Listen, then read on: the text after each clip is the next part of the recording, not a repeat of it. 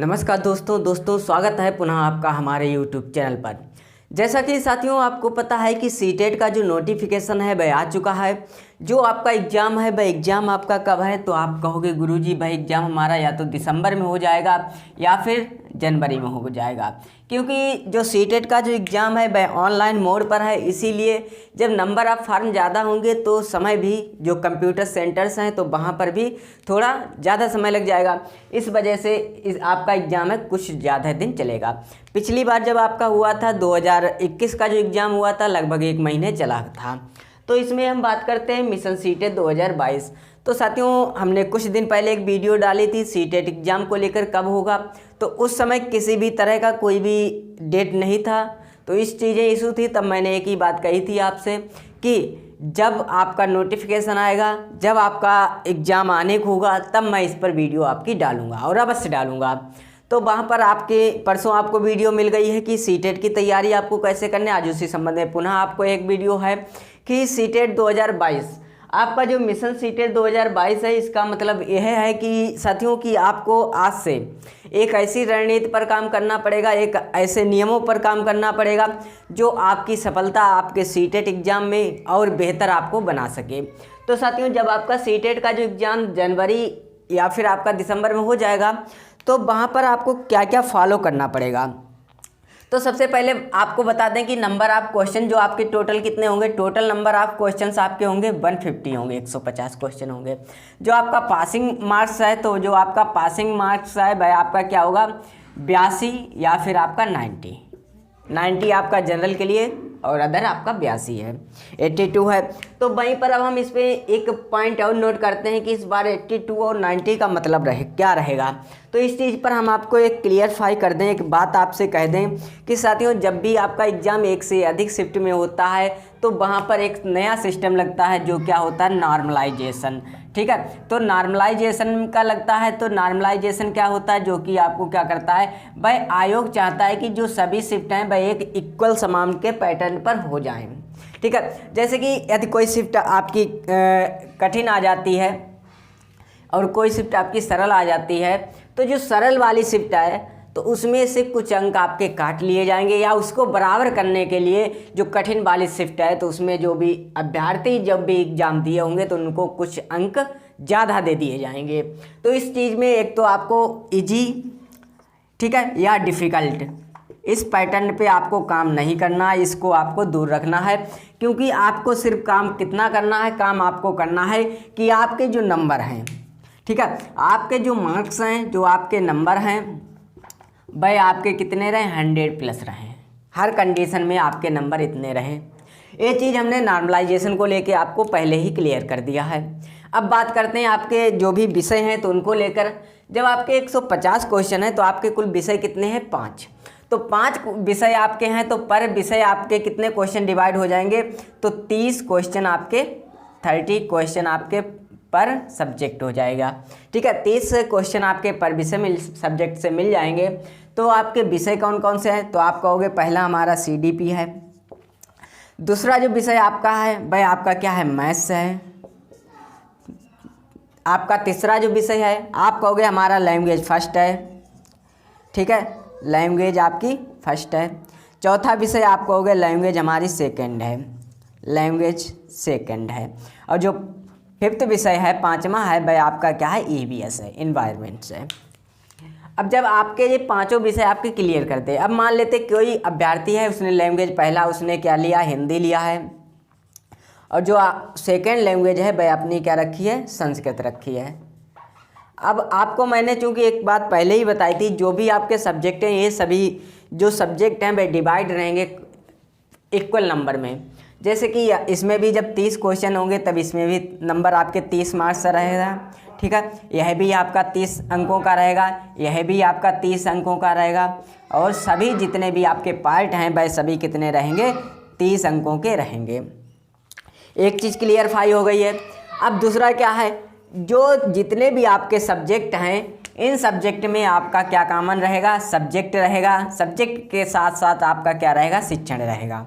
ठीक है, वहीं पर इसमें मैथ में भी आपका क्या सब्जेक्ट है, सब्जेक्ट के बाद आपकी क्या है शिक्षण है।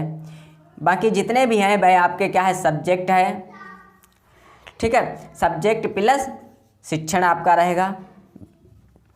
ये चीज़ आपको एक चीज़ क्लियर हो गई यहाँ से, ठीक है, सब्जेक्ट रहेगा प्लस शिक्षण, ठीक है। तो आप एक चीज़ कॉमन देख रहे हैं कि सभी में क्या चीज़ कॉमन है कि सभी में जो आपका शिक्षण विषय है, पेडागोगी सब है, वह आपका क्या है, कॉमन है। एक चीज़ आपको यहाँ से भी क्लियर हो लेना है। तो जो आपका विषय रहेगा वह आपका 15 अंक, सब्जेक्ट 15 और जो शिक्षण है वह आपका 15 है। ये सभी जो हैं वह 15-15 में डिवाइड हो जाएंगे। अब आपको हम बता दें, शिक्षण संबंधित आपको बता दें कि ऐसा नहीं है कि सभी का शिक्षण एक समान है, सभी का शिक्षण एक समान नहीं है।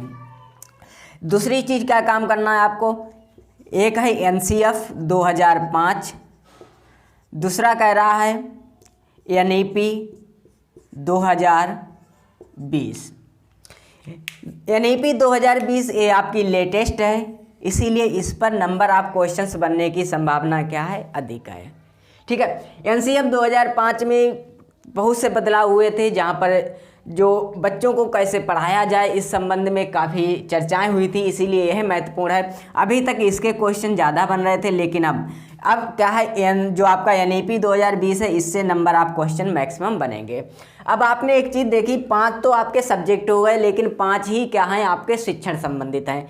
जब 5 आपके शिक्षण संबंधित हैं, तो जो आपके शिक्षण संबंधित नंबर आप क्वेश्चन आपके कितने हो गए, 55 क्वेश्चन हो गए, जो कि आपके 75 मार्क्स से रहेंगे।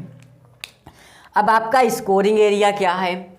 अब स्कोरिंग एरिया पे जब हम बात करते हैं, तो स्कोरिंग एरिया में आपको इतना तो क्लियर है। तो अब हम स्कोरिंग एरिया पर एक बार बात कर लेते हैं कि जब आप किसी भी लैंग्वेज को सेलेक्ट करेंगे, ठीक है, जब आप लैंग्वेज को सिलेक्ट करेंगे या फिर जो आपके अन्य विषय हैं, उन विषय पर जब आप पहुंचेंगे तो आप एक चीज़ नोटिस करेंगे, या तो वह आपका सब्जेक्ट थोड़ा सा वीक होगा, या वह सब्जेक्ट, उस सब्जेक्ट में आप अच्छे अंक कर सकते हैं, ठीक है। उसके लिए साथियों हमारी तरफ से यह रहेगा कि मैं आप सभी को एक प्रैक्टिस सेट उपलब्ध कराऊंगा, और उस प्रैक्टिस सेट के आधार पर मैं यहाँ पर एक कम्युनिटी टैब का ऑप्शन होता है, जहाँ पर मैं एक पोस्ट के माध्यम से डाल दूँगा, और वहाँ पर आपको कमेंट बॉक्स में आपको बता देना है कि वह प्रैक्टिस सेट आप सॉल्व करते हैं तो आपका नंबर कितना बढ़ता है। ऐसा नहीं है कि सभी विषय आपका स्ट्रांग हो, सब अच्छे अंक सभी में अर्जित कर सकें, लेकिन एक चीज़ की तो गारंटी है, या फिर हम एक चीज़ बड़े आराम से कह सकते हैं कि भाई आपका जो शिक्षण संबंधित जो क्वेश्चन आपके 75 थे, उनमें आप यदि थोड़ा सा ध्यान लगा दें तो उनमें आप 60+ अंक हर तरह से आप अर्जित कर सकते हैं, नहीं तो 50 तो आपके कहीं गए ही नहीं हैं, ठीक है। ये चीज़ आपके लिए प्लस पॉइंट का काम करेगा। वह क्या काम करेगा, वह आपका रहेगा विषय आपका शिक्षण रहेगा, ठीक है। यहाँ तक क्लियर है। अब जितने लोग जुड़े हैं तो सभी चैनल को सब्सक्राइब अवश्य कर दें। और अब आपके सामने बचता कितना है, पासिंग नंबर आपको चाहिए 90 या 82 चाहिए है। यदि आपको यहाँ से मान लेते हैं आपने 50 अंक अर्जित कर लिए हैं, तो बाकी, ठीक है, बाकी 75 क्वेश्चन में या तो आपको कितना चाहिए, 40 चाहिए, या फिर आपको कितना चाहिए 32 चाहिए। बाकी में आपको 32 से 40 मिनिमम आपको चाहिए, तो आप क्लियर कर लेंगे, ठीक है। तो हम ये कहेंगे आप 32-40 पे ना जाइए, आप 82-90 पे ना जाइए, आप जाइए तो आप इतना सोचिए कि हमारा जो पासिंग मार्क्स है वह हमारा कितना है, 100 है। इस पासिंग मार्क्स को आपको ध्यान में रख के चलना है। या फिर देखो, जैसा हम सोचते हैं वैसा ही हमारी जो बॉडी है वह हमारा काम करना प्रारंभ कर देता है। अगर हम आज यहाँ से अच्छा सोचेंगे कि हम सोचेंगे कि ये जो हमारे जो प्लस पॉइंट बन रहे हैं यहाँ पर हम अच्छा स्कोर कर सकते हैं, तो आज से ही आपकी जो बॉडी है, बॉडी लैंग्वेज है, आज से ही इस पर आपका वर्क करना प्रारंभ हो जाएगा। क्योंकि आपने एक प्रैक्टिस सेट के बाद अभी दूसरा प्रैक्टिस सेट आपको छूना भी नहीं है। जब भी मैं इसका बता दूंगा, समय समय बताता रहूँगा कब क्या करना है। अब हम अगली रणनीति बनाते हैं जो हमारा दिवाली के बाद से प्रारंभ होगी। तो आप मान ही चलिए कि आपके जो फॉर्म है 31 से भरना प्रारंभ हो जाएंगे, और हम 31 या फिर 25 के बाद, ठीक है, दिवाली के बाद। अभी आप सभी लोग दिवाली में व्यस्त होंगे, काफ़ी हमसे ऐसे जुड़े लोग हैं जो मैरिड हैं और वह लोग भी क्या रहेंगे, दिवाली पर बिजी रहेंगे, तो घर का काम है, बाकी त्यौहार हैं, भाई दूज वगैरह। तो उसके बाद जब वहाँ से टाइम मिलेगा तब उनकी तैयारी भी एकदम अलग रंग में चलेगी। क्योंकि आपके पास जो समय है वह आप मान के चलिए नवंबर का समय है, सिर्फ नवंबर का समय है, और दिसंबर जनवरी में आपका एग्ज़ाम हो जाएगा। तो कम से कम आप मान के चलिए आपके पास जो टाइम है, जो आपके पास टाइम है वह टाइम आपके पास कितना है, 40 से 50 या फिर 45 दिन का ही है। इन 40-50 दिन की जो रणनीति है वह क्या काम करेगी, वह उस पर क्या हमको ऐसी प्लानिंग करना चाहिए कि कम समय में हम अधिक स्कोर कर सकें। तो एक चीज़ मैंने आपको बता दिया कि जो आपका शिक्षण है वह 60 नहीं तो 50 आपको दे देगा। ये तो आपका प्लस पॉइंट की तरह आपका काम करेगा, क्योंकि शिक्षण में कुछ वस्तुओं को ध्यान में रखना है। जैसे कि ऑप्शन आता है, यदि एक बालक हिंदी सीखता है तो अध्यापक को क्या करना चाहिए। ऑप्शन पहला देता है, उसे बाकी विषयों से अलग कर देना चाहिए। दूसरा ऑप्शन है, उसे क्लास के बाद प्रत्येक बच्चे को अलग अलग सिखाना चाहिए। तीसरा ऑप्शन है कि संपूर्ण क्लास को एक पैटर्न के आधार पर सिखा दें। या चौथा है कि सभी बच्चों को रटने के लिए उनमें रटने की प्रवृत्ति का आभास करना चाहिए। तीसरा जो मैंने कहा कि संपूर्ण क्लास को सिखा दें या फिर कहें उनके अंदर सृजनात्मक क्षमता का हम विकास कर दें, इस तरह का ऑप्शन दे सकते हैं। तो ऑप्शन तो आपका कौन सा सही रहेगा, या तो आप संपूर्ण क्लास को, ठीक है, संपूर्ण क्लास को आप एक साथ सिखाइए कोई एक अन्य तकनीक के माध्यम से, या उनको आप कैसा बनाते हैं, सृजनात्मक बना दें। वहीं पर बाकी ऑप्शन क्या आता है, प्रत्येक को अलग अलग करेंगे। अलग अलग करना हमारा निगेटिव हो जाएगा।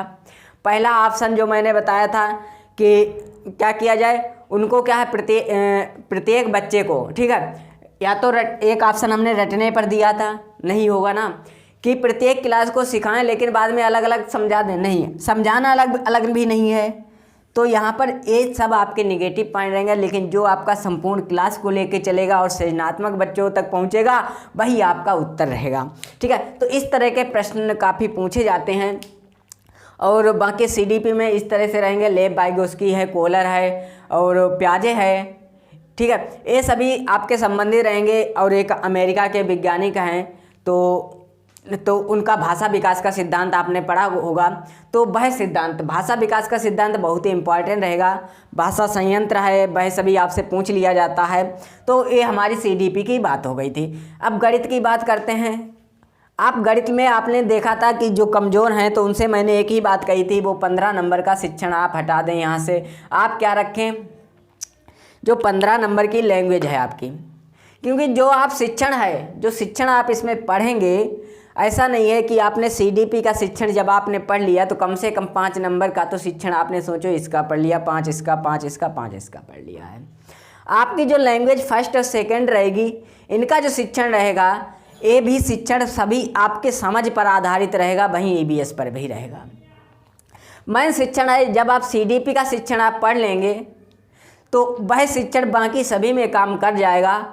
और जब आप मैथमेटिक का शिक्षण थोड़ा अलग है, थोड़ा सा उसमें अलग है, जैसे कि एल्पस थ्योरी है, बेन हेले का डायग्राम है, बच्चे कैसे सीखते हैं, एनईपी 2020 में प्रयोग क्या है, एनसीएफ 2005 के अनुसार प्राथमिक स्तर पर बच्चों को कैसे सिखाना है, उच्च स्तर पर कैसे सिखाना है, ये सभी जब आप पढ़ेंगे तो वहाँ से नंबर क्लियर हो जाएगा। दूसरी चीज़, ठीक है, तो अब बाकी बचता क्या, लैंग्वेज आपके सामने कंप्लीट है।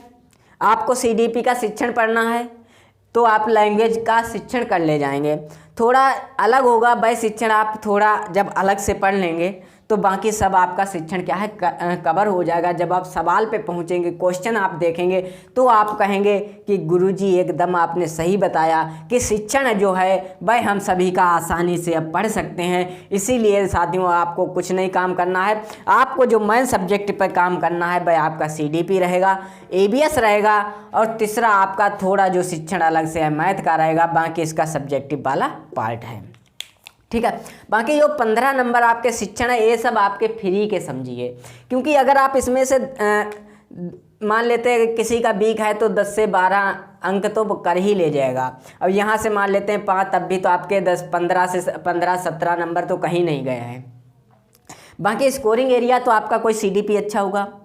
लैंग्वेज में तो पैसेज आते ही आते हैं, तो पैसेज से तो सीधे आप मिलान करेंगे, सीधे 5 अंक वहाँ मिलेंगे। थोड़ा आप इसमें शिक्षण पे ही काम करेंगे तो शिक्षण तो सबका मैंने बताया ना, तो शिक्षण पे आप स्कोरिंग एरिया कर सकते हैं। स्कोरिंग एरिया वाला पार्ट जो है भाई आपका क्या है, शिक्षण है। बाकी जो पार्ट है भाई आप डिफाइन करेंगे और उन पार्ट को एक बार क्लियर करेंगे। तो साथियों मैं इतना कहूँगा, अब आखिरी में इतना कहूँगा, जो अब हम कराएंगे आपको भाई हमारा क्या रहेगा। पहली चीज़ हम NEP 2020 को आपको पढ़ाएंगे, लाइव भी पढ़ाएंगे। अभी जब हम इसकी शुरुआत करेंगे शिक्षण की, ठीक है, तो शिक्षण से पहले हम जो टॉपिक लेके आएंगे भाई हमारा जो टॉपिक रहेगा मैथ विषय का रहेगा कुछ, ठीक है। जब गणित विषय हम उसको पढ़ाएंगे, क्योंकि जो हम चाहेंगे, क्योंकि अभी हमारे पास पूरी टीम नहीं है, तो बाकी तो सब्जेक्ट हमारे पढ़ाने के लिए थोड़ा मुश्किल रहेगा। ऐसा नहीं है कि हम नहीं कर सकते हैं, लेकिन बाकी जो हम चाहते हैं कि 1 महीने में जो हम जितना आपको पढ़ाएं भाई आपके लिए महत्वपूर्ण है। तो आपके लिए जो हमारे लिए जो हम पढ़ाएंगे आपको भाई आपका पोर्शन किसका रहेगा, मैथ्स का रहेगा, ठीक है। प्लस कुछ वीडियो आपकी CDP की मिल जाएंगी। जब हम लाइव कराएंगे तो लाइव आपके लिए क्वेश्चन आपको EBS के करा देंगे, EBS के लाइव में क्वेश्चन आपको कराएंगे। CDP में जो शिक्षण आपका NCF है, अधिगम है, ये सब वीडियो हमारी अभी भी पड़ी हुई हैं, तो आप उनको देख सकते हैं। और बाकी प्रीवियस ईयर में मैंने एनालिसिस जो किया था तो उसकी वीडियो पड़ी है, उसकी प्लेलिस्ट भी तैयार है, वह भी आप देख सकते हैं। और जो इसमें मैथ में NCF 2005 का प्रयोग, NEP 2020 का प्रयोग, या फिर NEP 2020 में क्या है, वोकेशनल कोर्स क्या है, या फिर जब आप उच्च स्तर पे पहुंचते हैं तो किस नाम से जानते हैं, ये सभी NEP 2020 की बातें हैं जिनकी वीडियो एक पड़ी है, जो शॉर्ट में वीडियो है, तो आप उनको देखना, क्योंकि एक साथ 10 मिनट के आसपास की वीडियो होगी। तो वो है भाई वीडियो NEP 2020, तो वहाँ से क्वेश्चन जब बने थे पिछली बार काफ़ी क्वेश्चन बने थे, तो आपके एकदम दिमाग में वहाँ आ जाएगा पोर्शन, ठीक है। NCF 2005 से भी क्वेश्चन अभी तक काफ़ी बन रहे थे, लेकिन NEP 2020 ने इसकी जगह आपकी ले ली है। लेकिन ऐसा नहीं इससे क्वेश्चन नहीं आए, इससे आएंगे क्वेश्चन। जब आप क्वेश्चन को पढ़ेंगे, क्वेश्चन के लेवल को पढ़ेंगे, क्वेश्चन के पैटर्न को पढ़ेंगे, तो आप एकदम क्लियर करेंगे आपको किस पर वर्क करना है। इसीलिए मैंने कहा कि आपको एक सेट लगाना है प्रैक्टिस सेट का। उसके आपके जो नंबर हैं भाई आपको हमारे सीधे यूट्यूब के माध्यम से, या फिर आप हमको सीधे आप जुड़ सकते हैं 7651989881 पर आप भी भेज सकेंगे, ठीक है। ये सभी हमको कब करना, इस दिवाली, ये काम आपको कब करना है, दिवाली पर करना है, ठीक है। अब जो कि आपको प्रैक्टिस सेट आपका कहाँ आएगा गुरुजी, टेलीग्राम पर आएगा। प्रैक्टिस सेट आपका टेलीग्राम पर ले सकते हैं, उसकी जो PDF है भाई आप हमको सीधे इस पर मैसेज करेंगे तब भी आपको मिल जाएगी। तीसरी बात आती है, इसको सॉल्व करना आपका काम है। आप मान के चलिए जो भी आप टाइम अभी लेंगे, इसमें कोई अप टू डेट टाइम नहीं है, लेकिन जो टाइम आप लेंगे भाई हम मान के चलिए कम से कम 2 से, आप ये समझिए 2 से 3 घंटे में आपको यह PDF जो है भाई आपको सॉल्व कर लेनी है, ठीक है। बाकी उसके आप नंबर बताना, नंबर के आधार पर पुराने आपके किसमें कमज़ोर रहे, क्या आपका वीक पॉइंट है, उस सभी को आपको वीक पॉइंट पे काम करना है। जो अच्छा सब्जेक्ट है उसको आपको रिवीजन करना है, वीक पॉइंट पे काम करते हुए आपको आगे बढ़ना है। और हमें उम्मीद है इस बार आपका रिजल्ट अच्छा नहीं बहुत अच्छा जाएगा। हमने तो यहाँ पर 100 लिखा था, 100 नहीं, आपके 110 120 के आसपास आएंगे, ठीक है। तो इतना आपको काम करना है, क्योंकि जब हम इस PDF के माध्यम से बढ़ेंगे तो जैसा कि हमने आपको बताया कि हम लगातार 29 से आपकी क्लास को एकदम अच्छे तरीके से प्रारंभ करने की सोच रहे हैं, क्योंकि अभी हमको भी थोड़ा सा टाइम चाहिए दिवाली की वजह से, या सोचिए कि थोड़ा हमको अपना सेटअप करने की वजह से, तो इसीलिए इतना टाइम हमको चाहिए।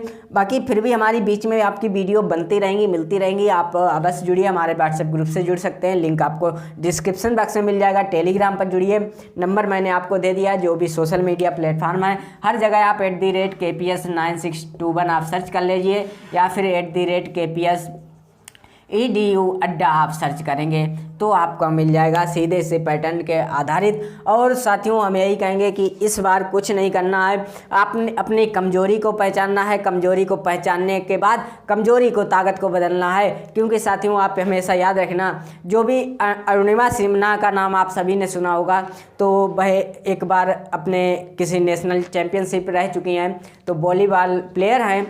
तो भाई जा रही थी दिल्ली, तो रास्ते में कुछ चोरों ने क्या था, उनकी जो एक चैन गले में पड़ी हुई थी तो उसको छीनने का प्रयास किया था, तो उसको लेकर और ट्रेन से फेंक दिया। तो सामने एक ट्रेन आ रही थी, उसके लगकर वो नीचे गिर गई थी। ठीक है, लगभग 40 से 50 के बीच में ट्रेनें उस रात गुजरी होंगी, लेकिन किसी ने ध्यान नहीं दिया। सुबह जब वहाँ आसपास के लोग आए तो उनको एडमिट कराया गया। दिल्ली रहीं, काफ़ी रहीं, लेकिन दोनों पैर खो देने के बाद उन्होंने पता क्या किया था, माउंट एवरेस्ट की चोटी, ठीक है, फतेह की थी और वापस भी आई थी। उसके बाद कई अन्य जगहों की भी, जो कई अन्य आपके जो महाद्वीप हैं, तो वहाँ की भी जो चोटियाँ हैं तो उन्होंने उसको फतेह किया है। तो भारत का नाम ऐसे ही नहीं रोशन किया, तो उसके पीछे भी बड़ी एक लंबी स्टोरी है। एक बार आप उनको सुनिए, आपके अंदर मोटिवेशन नहीं, बहुत बड़ा मोटिवेशन आएगा। क्योंकि जब आप मोटिवेशन में आएंगे तब आप खुद सोचेंगे, अपने दिमाग को वहाँ से निकालिए, अपने दिमाग को इस चीज़ से निकालिए कि हमसे नहीं होगा, अपने दिमाग को इस चीज़ पे लाइए, अब हमें नहीं करेंगे तो कौन करेगा। जो हमारे साथ के बच्चे हैं जो क्वालिफाई हो रहे हैं, वो कहाँ हमारे बीच के नहीं हैं तो कहाँ के हैं, वो अन्य जगह से नहीं हैं, वो सब हम ही में से हैं, हम हैं, आप हैं, हम ही में से हैं। तो इसीलिए मैं यही कहूँगा साथियों कि आपको वर्क किस पे करना है, अपने कंटेंट पे वर्क करना है, सिलेबस पे वर्क करना है और बाकी शिक्षण पे, ठीक है। क्योंकि सीटेट का मेन ही क्या है, शिक्षण है। वो क्वेश्चन को क्रिएट करता है, वो प्रॉब्लम को क्रिएट करेगा आपके सामने। आप बच्चों को देखते हैं, बच्चे कैसे सीखते हैं, सीटेट वहाँ से प्रॉब्लम क्रिएट करेगा ना। क्रिएट भी क्या आसपास से ही करता है। तो सीटेट हमेशा एक चीज़ याद रखना, वह रटने की चीज़ नहीं है, वह क्या है, समझने की चीज़ है। सीटेट ने कभी भी रटंत विद्या पर काम नहीं किया है, उसने हमेशा क्या है, वह आपके पेशेंस ऑफ माइंड को चेक करेगा, वह आपका क्वालिटी ऑफ माइंड को चेक करेगा, वह आपके जो भी शक्ति है, पावर ऑफ माइंड को चेक करेगा, वह आपका जो करेज ऑफ माइंड को चेक करेगा। जब आप इन सबसे एकदम बेहतर पाओगे खुद को, तो गारंटी है हमारी कि आपकी सफलता सीटेट में एक ही बार, इस बार ही आपकी जो सफलता है, आप सीटेट को चाहे कोई सी शिफ्ट आ जाए, इजी आ जाए, कठिन आ जाए, कैसी भी शिफ्ट आए, आप क्वालिफाई करेंगे और तो करेंगे। क्वालिफाई करना आपका मेन लक्ष्य है। तो साथियों, यही हमारा आज का विषय है कि कैसे आपको सॉल्व करना है। तो यदि आपको यह वीडियो पसंद आए, प्लीज़ अधिक से अधिक शेयर कीजिए, लाइक कीजिए और चैनल को सब्सक्राइब अवश्य कर दीजिए। Thanks for watching.